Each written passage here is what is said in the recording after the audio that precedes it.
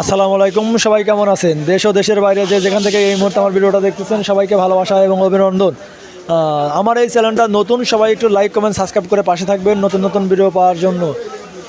আর একটা কথা, আসলে সবাই কথা বলতে চায় না, আমাদের বাজারের দাম কম থাকার কারণে কৃষকরা কথা বলতে চায় না। এই জন্য কৃষকদের সাথে আসলে কথা কম বলি, কারণ কৃষকদের সাথে গেলে পরে কৃষকরা আসলে ঝাড়ি মারে। এই জন্য ঝাড়ি শোনার বাদ দিয়ে আমি ব্যাপারীদের এখানে মাল কিনে রাখছি, এখানে আসলে দাম গুনে শুনি কত করে দাম যাচ্ছে, সেটাই আজকের বাজারটাও জানাবো। এবং আপনাদের পাশের হাটে কত দাম যাচ্ছে একটু কমেন্টের মাধ্যমে জানানোর চেষ্টা করবেন।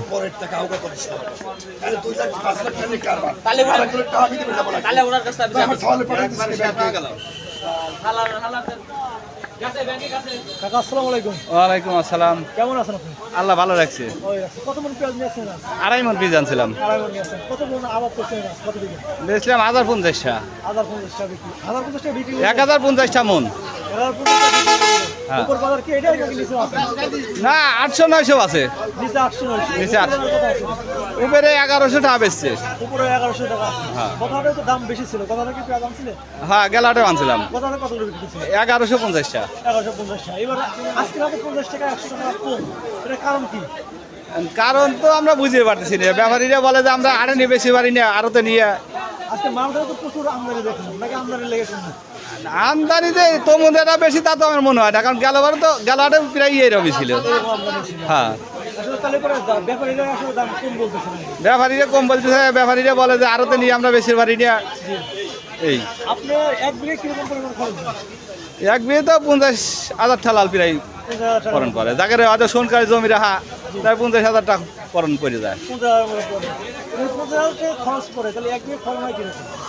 এক বিয়ে বইতে মোটামুটি আপনার যদি হাইব্রিড লাগায় তাহলে হয়তো 60-70 মনে হয়, আর যদি দেশাল হয় তাহলে 40-35 এরকম হয়। 40 মণ পেঁয়াজ হলে পরে তো পুরাটাই প্রায় লস যাচ্ছে। প্রায়টাই লসই যায়। হ্যাঁ, 30 মণ। যদি এরকম দাম থাকে, সামনের বছর কৃষককে আবার বাড়াবে? না এরকম দাম হলে তো কৃষক লাগাবেই না, এত লাগাবেই না। না না করার কারণ তো এই দামটা কম নাকি? দামটা কম, কারণ কৃষক তো লস যায়। যে আমাকে যে পিস হয়েছে, কারণ মনে করেন যে 30 মণ 35 মণ ফলনে আইছে, কারণ সেই বীজ 50,000 টাকা এক বিঘে বুট পাশে খরচ হয়ে গেছে। তাহলে আমরা কীভাবে বাঁচবো? আর ওই ভিজা ভিজি হয়তো মনে হয় 40 মণ হয়েছে কি 35 মণ হয়েছে, আর এখন হুইয়া হয়েছে এলাকা 35 মণ 30 মণ। সিজন শেষে তো আরো কমবে, তাই না? আরো কমবে, আরো পচতেছে। আর শুনলাম যে পেঁয়াজ গুলো এবার পচতেছে। হ্যাঁ, এবার পিস পচতেছে, সবারই পছন্দ লাগছে। সবারই পছন্দ হচ্ছে। পচার কারণটা কি? পচার কারণ হয়তো বা শিল পড়ছিল, ওই সময় আবহাওয়াটা ভালো ছিল না, বৃষ্টিতে শিল পড়ছে। আমরা ধারণা করতেছি যে হয়তো বা এই শিলের কারণেই পচছে। শিলের কারণে পচতেছে, কারণ নালে পরে তো সবার পিস পচার কথা। সবারই পচার কথা না, সবারই কম বেশি পচতেছে। আপনারটা কি পচছে তো দেখছেন?